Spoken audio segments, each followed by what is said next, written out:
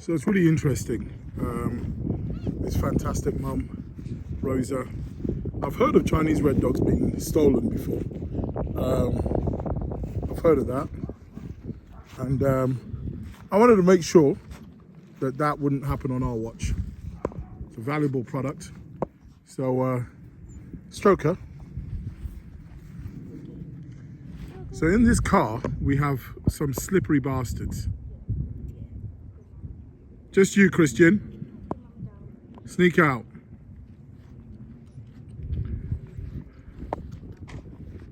Start to sneak round.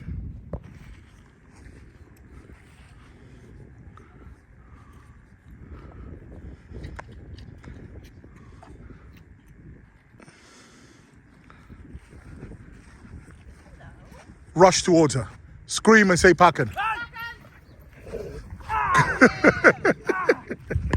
The incredible Rosa, motherline, a wonderful motherline.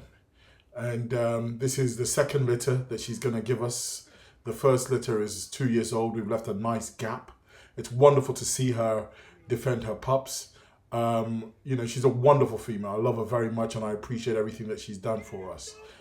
It's very exciting to have this litter from such a fantastic bitch, with her ability to redirect it to, you know, another potential threat. An excellent example of the red dog. About defense, and the reason you don't see us using whips as much as other people do, because we believe the animal should be ready to do it regardless. So no sleeves, no nothing. Yep. Aggressive. Hey! Gesture. Yeah. Fuck off,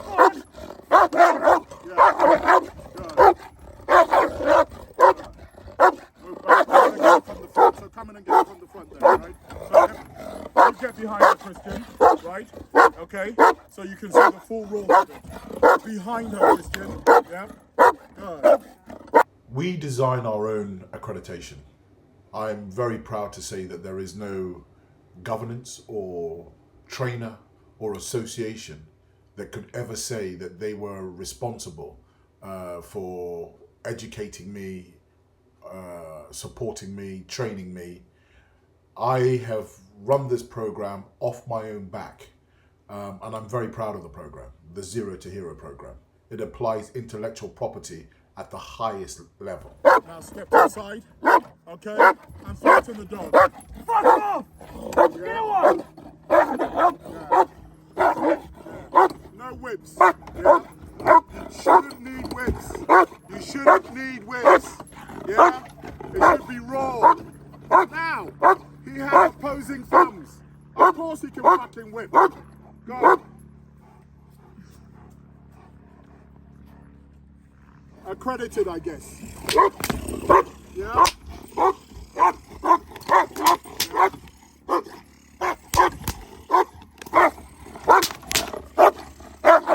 Change your position.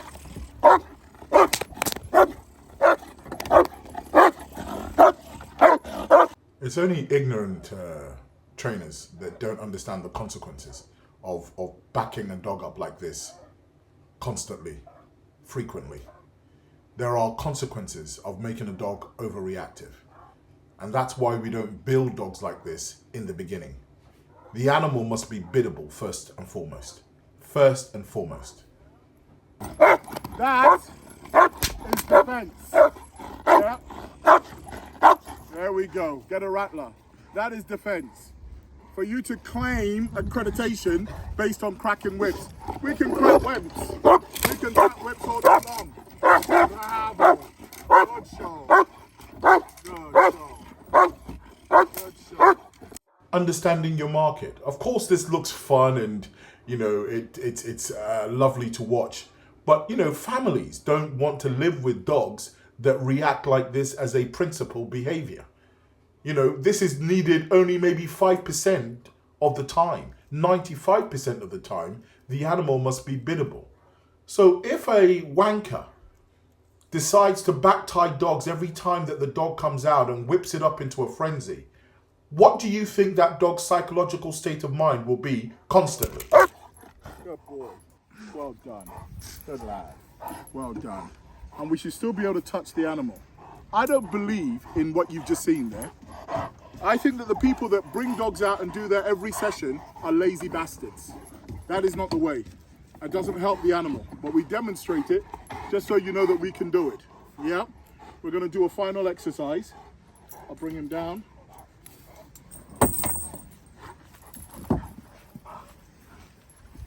We're gonna let him work from the ground here and with some handler support. He's just had a shower. We're gonna let him work from the ground here.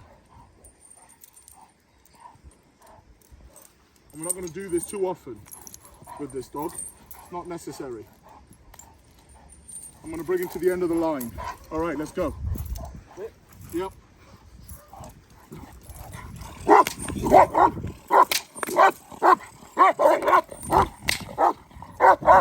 Change your position.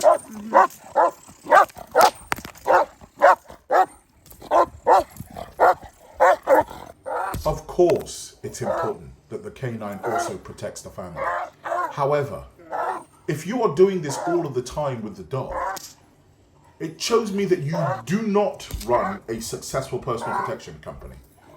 Because one of the first things about the personal protection market is the inability of the typical families that buy these dogs to control animals that show high levels of reactivity. They need a pet with a purpose. They need a canine that is going to be safe with the family 95% of the time. Therefore, it is critically important that we have an animal that has a psychological, mental balance when it comes to reactivity. Enough. Sorry, young man. Sorry, young man. That's not the way to do it. I'm just demonstrating where you have rhetoric from nincompoops. Anybody that is thinking cracking whips is the way you develop a dog that has the correct mental stability is an imbecile. Tell them what Uncle Ben said.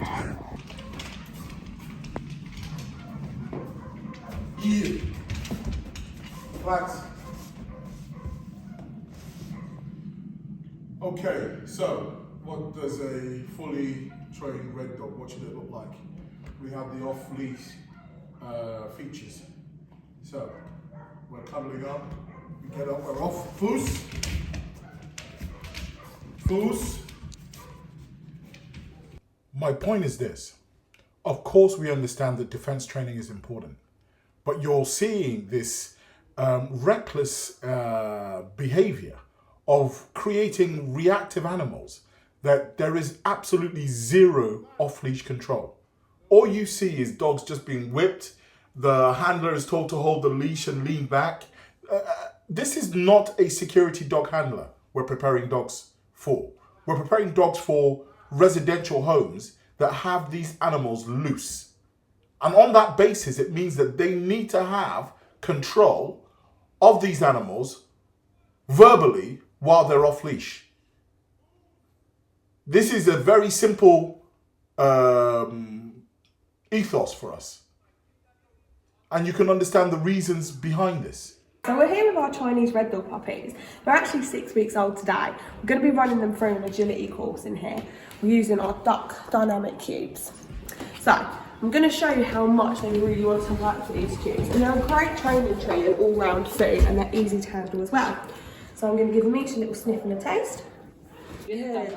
So we're just going to pop them in this pit here, filled with balls. See how enthusiastic they are to work with this food. And how motivated they are. Good! Good! Puppies! Good! You ready? Good, puppies! Yes! Yeah, good puppies! Good! Good pups! Good pups! Good!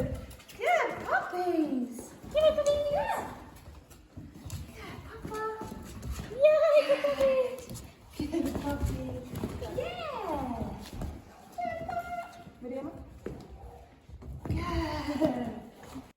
The violence is not the making of a personal protection dog.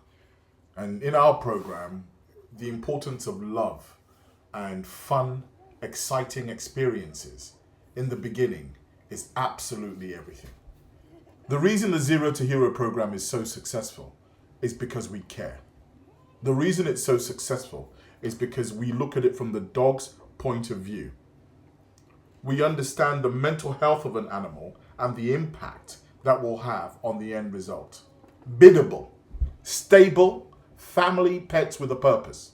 That is the ethos of our business, not security dog handler profiles. There is currently no recognized accreditation in the personal protection market. We are putting together a formula, our own accreditation that I'm incredibly proud of. We are breeders. We are specialist canine husbandry, specialist personal protection, specialists in customer services. That is why the success is very real and sustainable.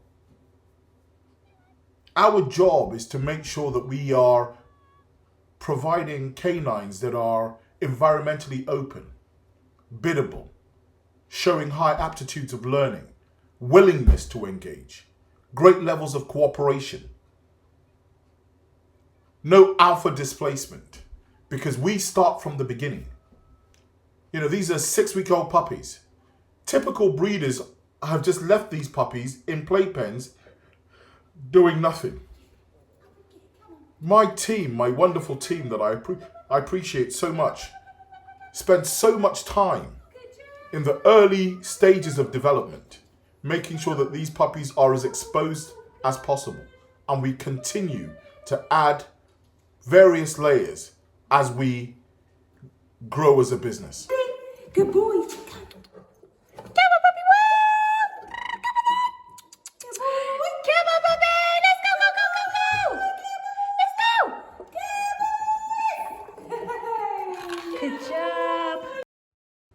What are the assurances?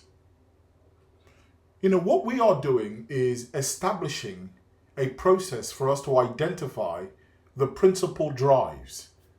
The principal drives that will enable a dog to really go from zero to hero. Food drive, prey drive, aptitude for learning. And nurture can expose these traits to a higher degree.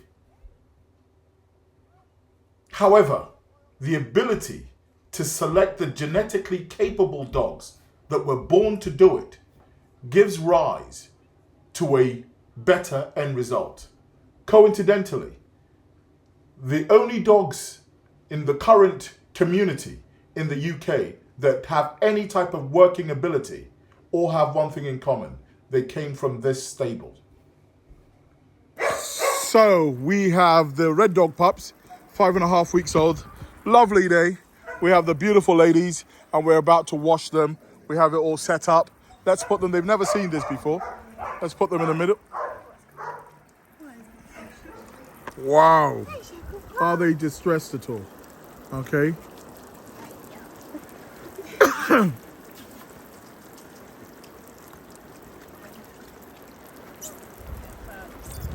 Wonderful. So you guys just stay round. Right, everybody gather round in a circle. Yep.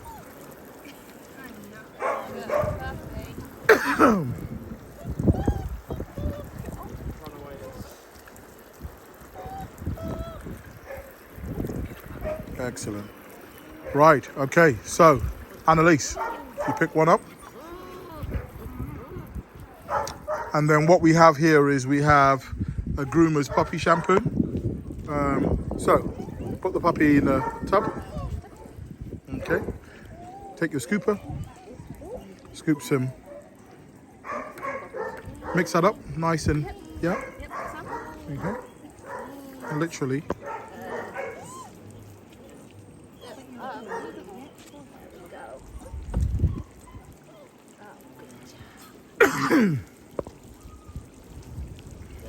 Nice first wash.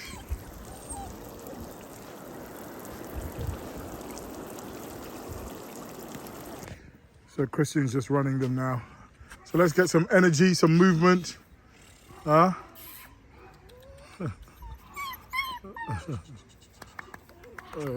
They're off.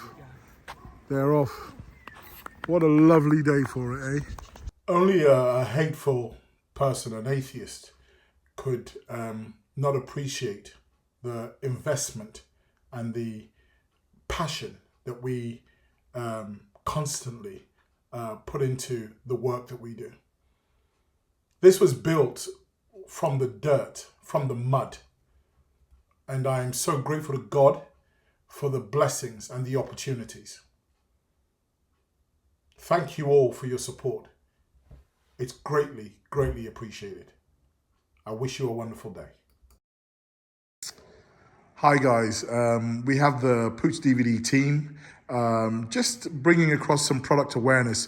We'd like to sort of expose you to some of the products that we have available on the Pooch DVD site. Remember, our client is the Canine. The products that we talk about, we have, over 2 decades of direct experience in canine husbandry. And these products are not sold because of profit. They're sold because our client, the Canine, has benefited from them in one way or the other. Specifically, we're going to be talking today about a product called Canhydroxygag. Hi, I'm Stevie. We're talking about Canhydroxygag.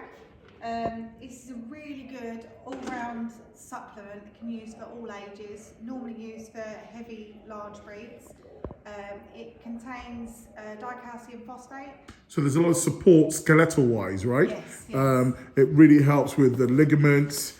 If you've got animals that sort of cow-hocked, if you've got young dogs that show sort of lameness, this product really is very, very helpful. I found out about this through my experience with the bully cutters. They were a breed that gave me a lot of problems right through quarantine, and in my search, in my quest, they're a large breed. To find a solution, I established a relationship with Canine in Germany. We're now the sole supplier of this product in the UK. Brilliant product. So we're going to talk about another product that I've been working with for a minimum of 12 to 13 years. A product that comes in from America. So this here is Bully Max, which is imported directly from America. So we actually use this here a lot of our training because it stimulates an appetite, which we can use to manipulate the feed and wall profile of food through the training. So it is a large tablet, but it can be broken in half, and that can be popped straight into the feed. And it can be given directly. It's a palatable tablet. So some dogs can actually eat that directly, and you can also crumble that, couldn't you? 100%, and it's also worked as a film. So for our high drive working dogs, which do a lot of running, it works to create a film around the joints in order to protect them. But first and foremost, it is known as a muscle gang. So that's the same product. Is that the new? 100%. It's just a new visual now. Right. So that's a new packaging. And when we use the term film, we want to get a little bit more scientific with that term. And we're talking about lubrication. Yeah. We're talking about the opportunity to lubricate joints. And in the process of lubricating, what we do is reduce the friction between the joints. For example, an elbow joint. You have to remember that some dogs do not mature until they're 3 years old. And I will be talking to you about calcification of bones and the maturity of joints and the impact of exercise during that period of development and how you can help mitigate concerns by using some of these products. Today I want to talk about Gut Therapy Complete. This is an excellent product. This is going to benefit your dog. Any dog can have it, small or large. I'm going to shout nonsense. All your products are excellent. All your products are brilliant. This is How do we know, my dear? How do we know? Because we've tried and tested this on our own dogs. Our client is the dog, right? Yeah. Skin problems, allergies. It's great for the gut because it's made from whole chicken, rice and flakes. Now, a lot of people, including myself, would listen to this and say, what a load of shit. And to an extent, that is a valid response when you don't look at the true in-depth reality of why certain dogs exhibit certain behaviors, even a human being. So let me give you an example. If your dad has toothache and you're a young child running around and you leave your Lego on the floor and the dad steps on it, the reaction of a dad stepping on a Lego is one thing. The reaction of a dad stepping on a Lego that has toothache is a totally different thing. And what I'm trying to say is this: sometimes we see behavioral issues with animals. You know, for example, they're aggressive. People will say, well, all I did was stroke its head and then it turned around and bit me. If that dog had ear infection, and yes, I am telling you that sometimes, not all of the times, but the ear infection can be down to a simple ingredient imbalance in the food that you're feeding the animal. So if that ingredient was taken out of the nutritional daily supplemented feeding for the canine and the earache and ear infection went away, could we have an animal that was less aggressive? Could we have an animal that was more tolerant to being stroked? Of course. So there is a direct correlation. We're not saying, in out and out dominance and just randomly aggressive dogs, that this is going to resolve the issue. What we're saying is this: let's look at the full picture. Let's make sure that the animal doesn't have any other health issues before we start tracking down a long road of dissecting why it's been aggressive. Nutrition, even joint problems. We go back to the canhydroxy gag. An animal that's lame, is it fair enough to say that animal doesn't want to exercise? And then you have a rhetoric from an owner saying, my dog is stubborn, and every time I want to try and take it for a walk, it's pulling backwards. Of course it is. It doesn't feel great. Its joints are aching. We've all been to the gym before and overdone it. The next day, you could barely, open the door. The difference is, you can tell people. The canine cannot tell people.